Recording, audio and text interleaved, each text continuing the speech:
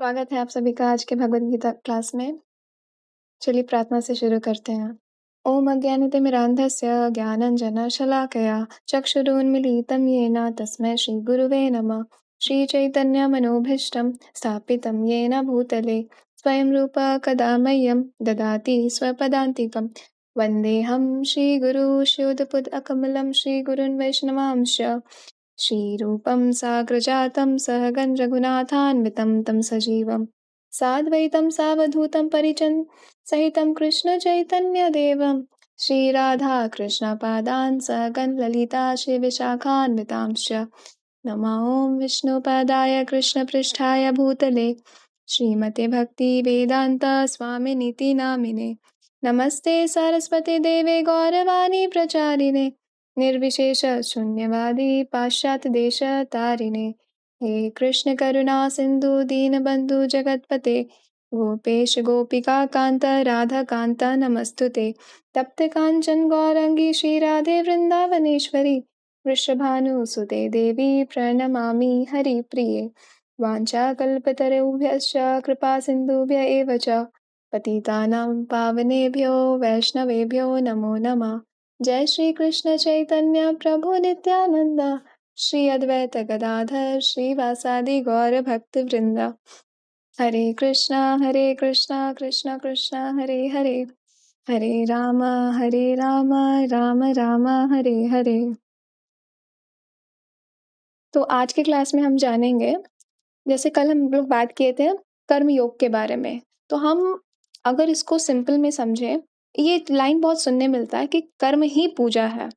और कर्म का मतलब क्या हुआ कि जो भी हम क्रिया कर रहे हैं, जो भी काम कर रहे हैं, उसको ही लोग ऐसा बना दिया कि हम वो कर लेंगे तो परफेक्शन जो है, आध्यात्म ज्ञान का जो टॉप मोस्ट चीज़ है, जो मिलता है, वो मिल जाएगा।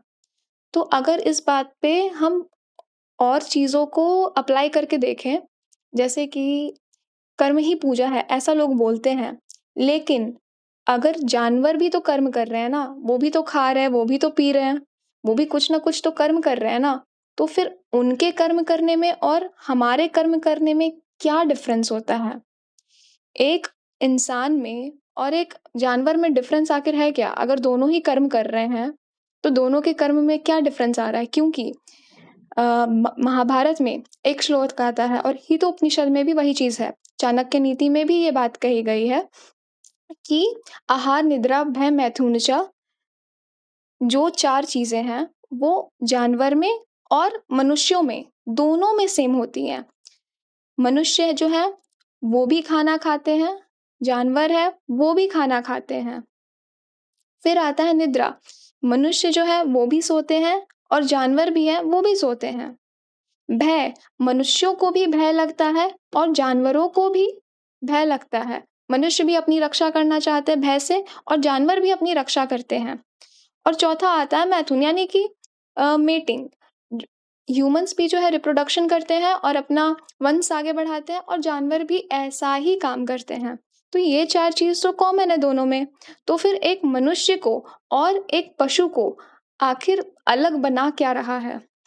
उसमें आगे लिखा जाता है कि धर्म मनुष्य को और पशु को सिर्फ धर्म डिफरेंट बनाता है। क्यों? क्योंकि मनुष्य का जो धर्म है, वो उसके पास ऐसा पावर है कि वो जिज्ञासा कर सकता है। उसके पास जो बुद्धि है, सोचने समझने की जो शक्ति है, वो बहुत डेवलप होती है कंपेयर टू एनिमल्स।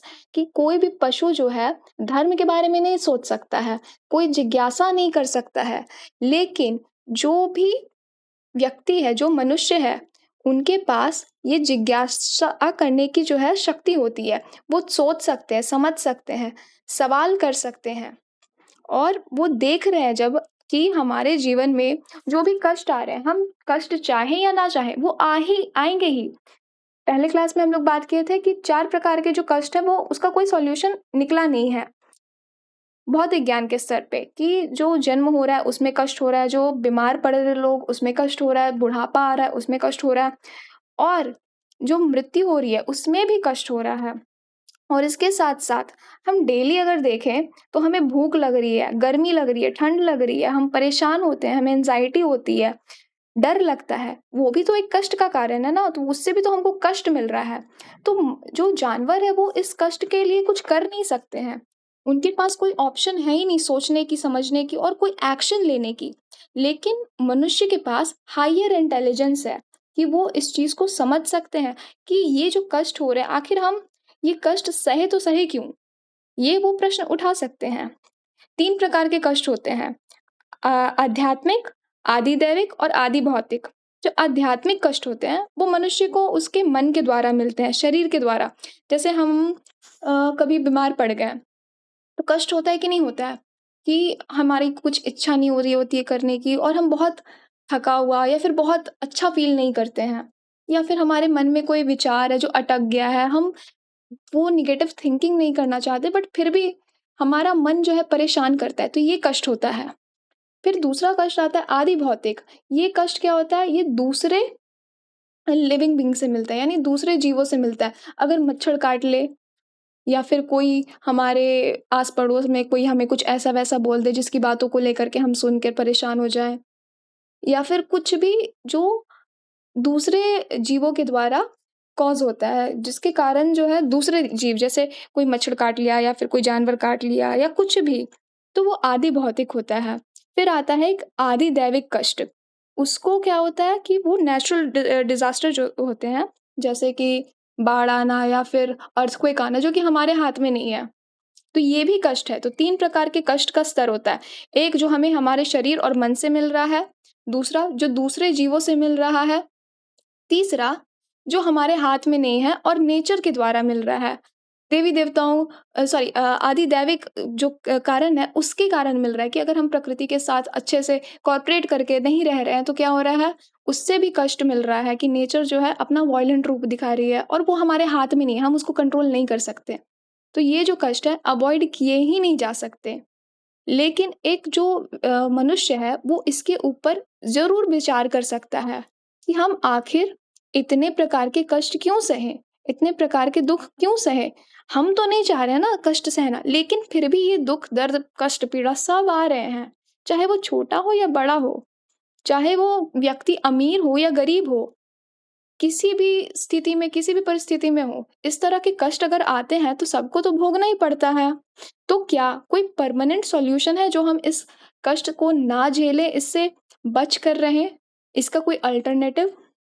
तो जैसे ही हम ये सवाल करते हैं कि आखिर हम क्यों सहें ये सब और इसका क्या कोई समाधान है? और हमको अगर समाधान है तो हम क्या ऐसा करें कि हमको ऐसा कष्ट जो है सहना ना पड़े? क्योंकि हम नहीं चाहते कि हमारे जीवन में किसी तरह का दुःख आए, लेकिन होता क्या है? वो दुःख आता ही आता है। हम तो हमेशा चाहते हैं कि हम हमेशा खुश रहें, लेकिन ये संभव होता नहीं है। तो अगर हमारी इच्छा हो रही है कि हम खुशी चाहते हैं, हमेशा सुखी रहना चाहते हैं, तो यानी कोई ना कोई ऐसा वे भी होगा ना कि ये भी चीज़ पॉसिबल होगी। अगर हम ना चाहते हुए दुःख भोग रहे हैं, तो ऐसा भी तो कुछ होता होगा कि हमको हमेशा अगर ये जो डिज़ायर आ रही है, उसका भी तो कोई सॉल्यूशन होगा। क्योंकि सॉल्यूशन होगा नहीं तो हमारे पास कोई प्रॉब्लम इस तरह की दिखेंगी ही नहीं। हमारे पास ये दिक्कत आ रही है यानी कि कुछ ना कुछ सॉल्यूशन ज़रूर होगा। तो उस तरह की जो बातें हैं, हम भगवद गीता में सीखते हैं।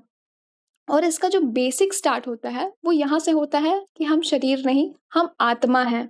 जब हम खुद को शारीरिक स्तर पर ना जान करके जाने कि हम भगवान के अंश हैं और जैसी क्वालिटीज़ भगवान में हैं, वैसी क्वालिटीज़ हम रखते हैं। जैसे कि भगवान की क्वालिटी होती है कि भगवान सच्चिदानंदमयी है, तो जो आत्मा का क्वालिटी होता है, वो भी सच्चिदानंदमयी होता है। यानी कि जो भी हम लोग जीव हैं, हमारे पास आत्मा के स्वरूप में जो आत्मा का कंपोनेंट होता है, वो होता है कि वो हमेशा रहता है आत्मा। ये शरीर बदलता रहता है, लेकिन आत्मा कभी नहीं बदलती। फिर आता है चित्त यानी कि ज्ञान। भगवान के पास पूर्ण ज्ञान है और हम सब उनके अंश हैं, तो हमारे पास भी ज्ञान है, लेकिन हम क्योंकि उनके अंश हैं, छोटे से हैं, इसलिए हमारे पास लिमिटेड ज्ञान होता है।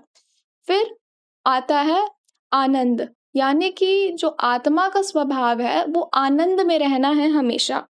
और जब हम किसी चीज़ को उसके धर्म से जोड़ कर रखते हैं, तो ही वो जीव जो है खुश रहता है। जैसे कि हम स्टार्टिंग में बात किए कि मनुष्य का के पास ये जिज्ञासा करने का जो है धर्म होता है कि हम वो जिज्ञासा कर सकते हैं, वो जान सकते हैं खुद के बारे में। तो जब हम जानते हैं कि हमारा जो आइडेंटिटी है, वो एक आत्मा का है, तो हमें समझना चाहिए कि धर्म जो है, वो ऐसे गुण होते हैं, जो उससे अलग ना किए जा सकें।